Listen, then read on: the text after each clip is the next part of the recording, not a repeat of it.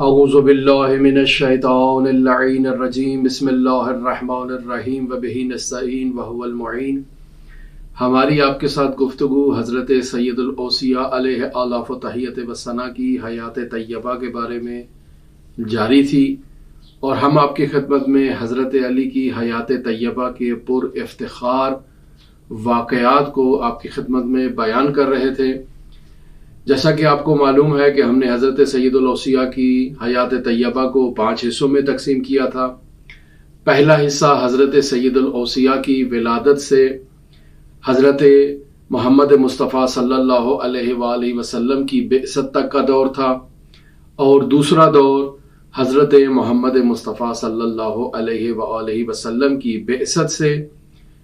پیغمبر اکرم حضرت محمد مصطفیٰ صلی اللہ علیہ وآلہ وسلم کی ہجرت تک کا 13 سالہ دور ہے۔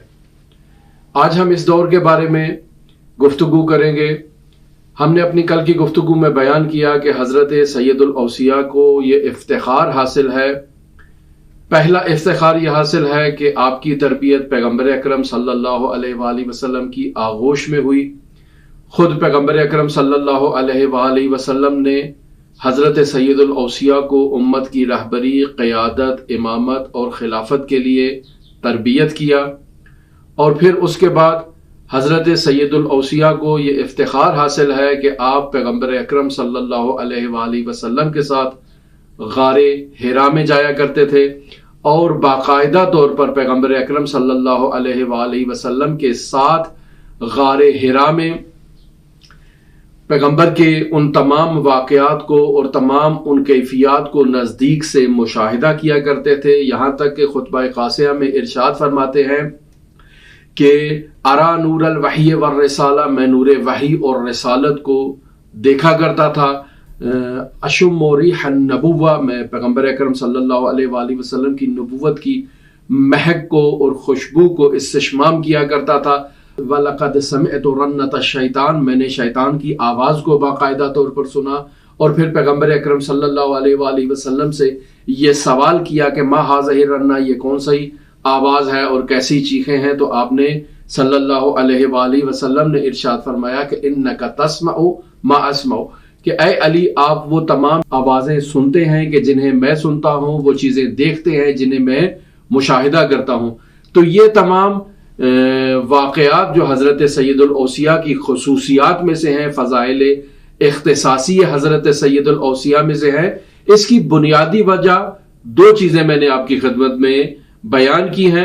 ایک چیز وہی ہے کہ حضرت سید الاوصیاء کی وصایت اور خلافت کو خود خداوند متعال نے جس طرح پیغمبر اکرم صلی اللہ علیہ وآلہ وسلم کا انتخاب پہلے سے کر رکھا تھا، اسی طرح حضرت سید الاوصیاء کا بھی پہلے سے انتخاب ہو چکا تھا، اور خود حضرت سید الاوصیاء اس سلسلے میں ارشاد فرماتے ہیں کہ کنت ولیا والآدم بین الماء والطین، کہ جب آدم مٹی اور پانی کی تکوین کے مراحل سے گزر رہا تھا تو میں اس وقت بھی ولی تھا، جس طرح حضرت محمد مصطفیٰ صلی اللہ علیہ وآلہ وسلم اس دور میں بھی نبی تھے۔ تو خداوند متعال کا انتخاب تھا حضرت سید الاوصیاء کی وصایت، خلافت اور امامت کے بارے میں۔ اس وجہ سے حضرت سید الاوصیاء ان تمام آوازوں کو سنتے تھے کہ جنہیں حضرت محمد مصطفیٰ سنا کرتے تھے، ان تمام چیزوں کو دیکھا کرتے تھے جنہیں حضرت محمد مصطفیٰ دیکھا کرتے تھے، اور آپ کو پہلے سے معلوم تھا کہ حضرت محمد مصطفیٰ صلی اللہ علیہ وآلہ وسلم ایک خاص مقام اور خاص مرتبہ رکھتے ہیں۔ پھر دوسری چیز کہ آپ کی تربیت حضرت محمد مصطفیٰ صلی اللہ علیہ وآلہ وسلم کی آغوش میں ہوئی، اور پیغمبر اکرم صلی اللہ علیہ وآلہ وسلم نے آپ کو تمام وہ چیزیں تعلیم دیں کہ جو ان کے وسیع اور ان کے جانشین میں ہونا ضروری تھی۔ لہٰذا خود حضرت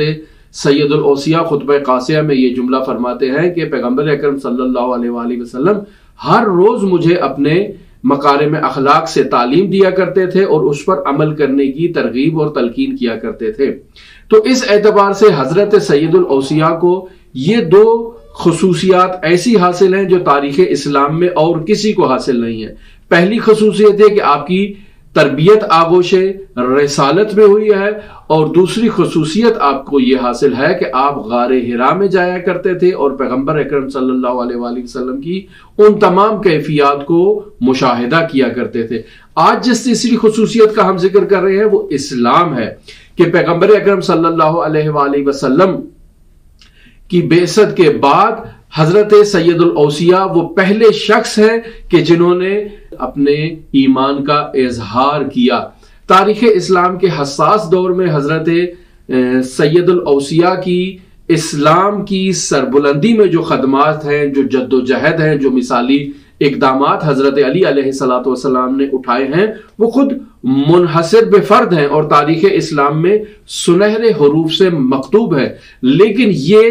خصوصیت حضرت سید الاوصیاء کی ایسی خصوصیت ہے کہ جسے خود قرآن مجید میں بھی جس کی طرف اشارہ کیا گیا ہے، اور حضرت رسالت مآب صلی اللہ علیہ وآلہ وسلم نے بھی متعدد مقامات پر اس چیز کی طرف اشارہ کیا ہے کہ اسلام میں پہل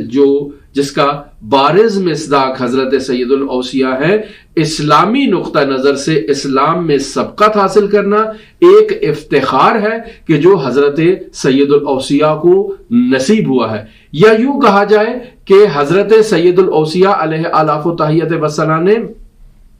اپنے باطنی اسلام کا اظہار کیا ہے، یعنی ایسا نہیں ہے کہ حضرت سید الاوصیاء اسلام لانے سے پہلے کسی بت کے آگے سجدہ کرتے تھے یا معاذ اللہ کسی انحرافی طرز تفکر کے مالک تھے۔ ہرگز ایسا نہیں ہے۔ جس کی تربیت ہی آغوش رسالت میں ہوئی ہو وہ ہرگز کسی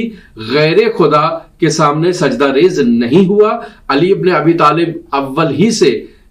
پیغمبر اکرم صلی اللہ علیہ وآلہ وسلم کی سیرت اور تعلیمات کے مطابق تربیت یافتہ ہو رہے تھے، اور حضرت محمد مصطفیٰ صلی اللہ علیہ وآلہ وسلم کی تعلیمات کے مطابق ان کی پرورش ہوئی ہے۔ لہٰذا جب حضرت محمد مصطفیٰ صلی اللہ علیہ وآلہ وسلم کی اس کیفیت کو حضرت سید الاوصیاء نے غار حرا میں دیکھا اور خود ارشاد فرمایا کہ میں نے رنہ شیطان کو سنا ہے، تو جب حضرت محمد مصطفیٰ پر اس وحی کی کیفیت ہوئی تو حضرت علی ابن ابی طالب نے باقاعدہ طور پر حضرت محمد مصطفیٰ صلی اللہ علیہ وآلہ وسلم کی نبوت کا اعتراف کیا اور اقرار کیا، اور خود اس چیز کی طرف اشارہ کیا کہ اس وقت اسلام میں صرف ایک ہی گھر تھا جس میں حضرت محمد مصطفیٰ اور خدیجہ الکبریٰ تھے، اور میں ان کے علاوہ وہ تیسرا شخص تھا جو مسلمان تھا۔ تو پس حضرت علی نے اپنے فطری اور باطنی اسلام کا اظہار کیا ہے، اور آپ پہلے سے ہی حضرت محمد مصطفیٰ صلی اللہ علیہ وآلہ وسلم کی تربیت میں تھے، اور باقاعدہ طور پر ایک خاص ہدف اور ایک خاص مقصد کے لیے آپ کی تربیت کی جا رہی تھی۔ تو حضرت علی کو یہ جو افتخار حاصل ہے، یہ جو حضرت علی کو ایک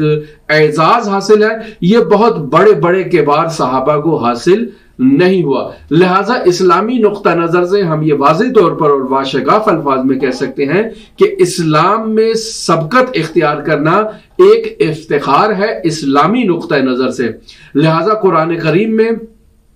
سورہ واقعہ کی آیت نمبر 10 اور 11 کے اندر اس مطلب کی طرف اشارہ ہوتا ہے، بسم اللہ الرحمن الرحیم والسابقون السابقون اولئک المقربون، اور سبقت کرنے والے تو سبقت کرنے والے ہی ہیں، وہی اللہ کی بارگاہ میں تقرب یافتہ ہیں اور مقرب بندے ہیں۔ یعنی کیا؟ یعنی وہی لوگ جو اسلام میں سبقت اختیار کر چکے ہیں، یعنی خداوند متعال کی نظر میں، خداوند متعال کی دیدگاہ میں اور تعلیمات میں اسلام میں سبقت اختیار کرنا خود ایک معیار ہے جو حضرت سید الاوصیاء کو حاصل ہے، اور باقی تمام اصحاب پر حضرت سید الاوصیاء کو ایک واضح برتری ہے۔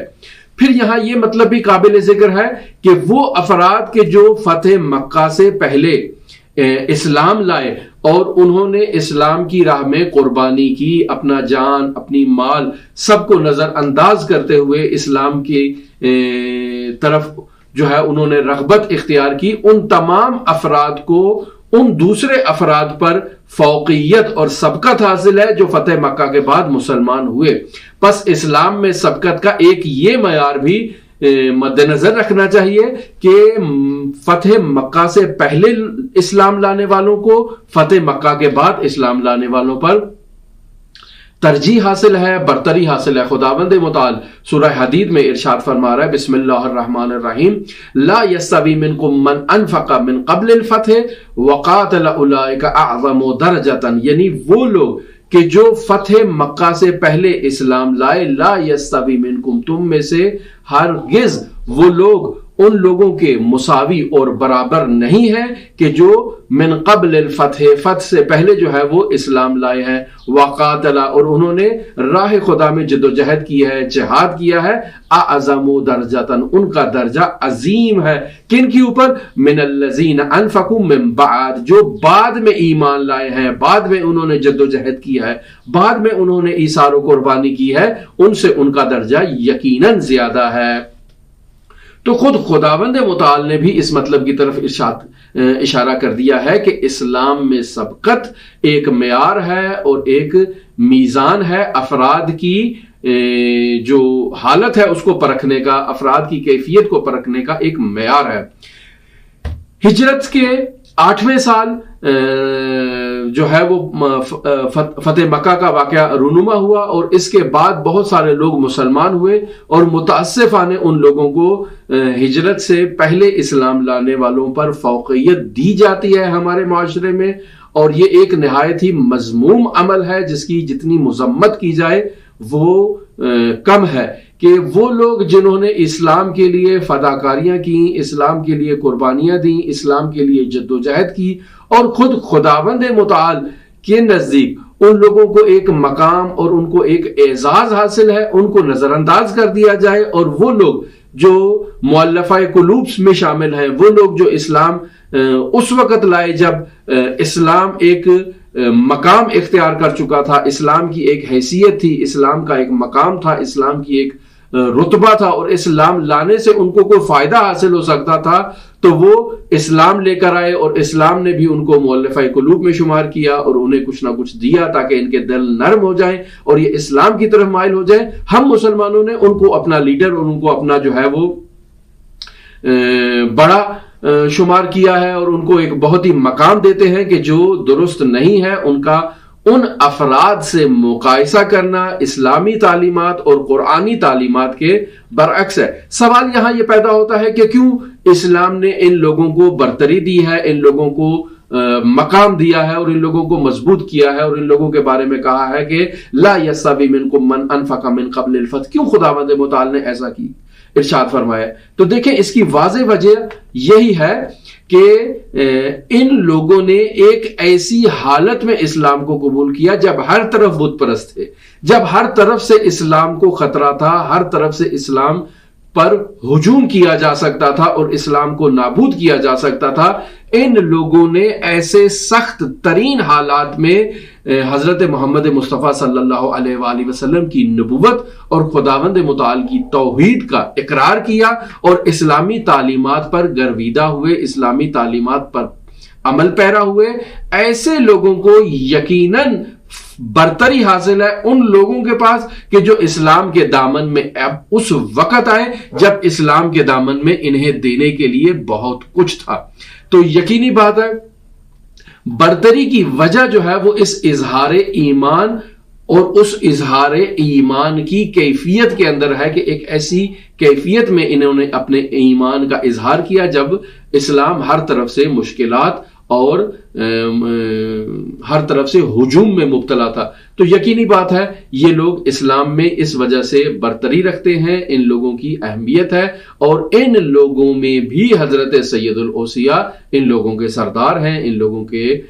رئیس ہیں، اور ان لوگوں میں نمایاں حیثیت رکھتے ہیں۔ تو ہم اسی طرح سے حضرت سید الاوصیاء کی فضائل کو آپ کی خدمت میں بیان کریں گے انشاءاللہ۔ کل ہم اسی مطلب کو آگے لے کر چلیں گے، ہمارے ساتھ رہیے گا۔ اللہم صلی علی محمد وعلی محمد وعجل فرجہ۔